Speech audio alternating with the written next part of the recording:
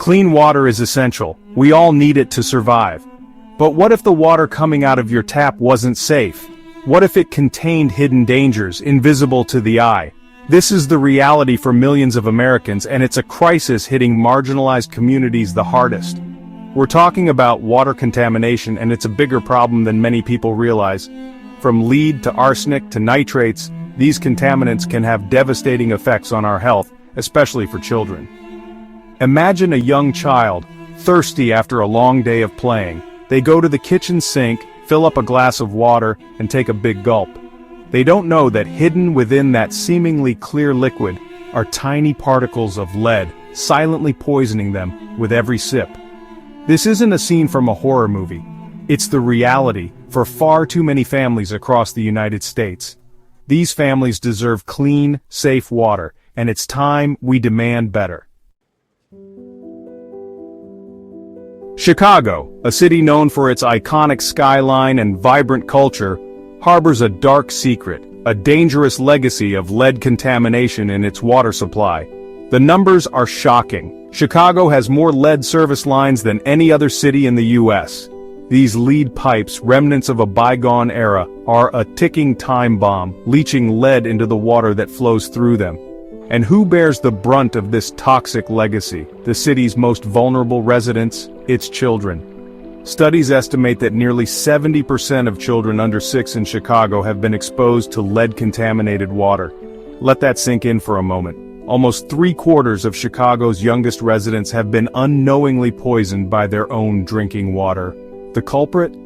Those aging lead service lines, silently contaminating the water supply and putting the health of an entire generation at risk. This is a public health crisis demanding immediate attention and action. The injustice of Chicago's water crisis runs deeper than just outdated infrastructure. It's a story of environmental racism where Black and Latino neighborhoods are disproportionately burdened by lead contamination. These communities often face higher rates of poverty, limited access to healthcare, and systemic disinvestment, making them even more vulnerable to the health impacts of lead exposure. It's a vicious cycle. The communities that can least afford to address this crisis are hit the hardest. While the city has taken some steps to address the lead crisis, progress has been agonizingly slow and inequitable.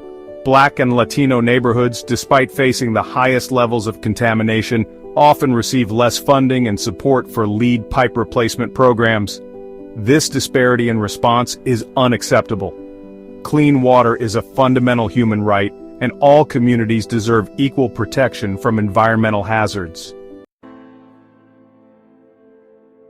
In the face of this crisis, communities are not standing idly by.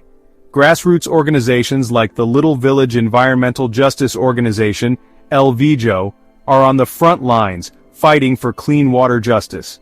LVJO empowers residents with knowledge, providing water testing kits, organizing community meetings, and advocating for policy changes.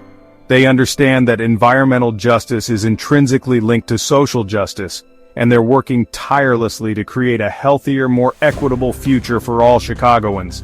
The fight for clean water is far from over. It requires a collective effort from residents, policymakers, and organizations like LVJO. We need stricter regulations, increased funding for lead pipe replacement, and a commitment to environmental justice. Clean water is not a privilege, it's a right. Let's work together to ensure that every child, regardless of their zip code, has access to safe, clean drinking water.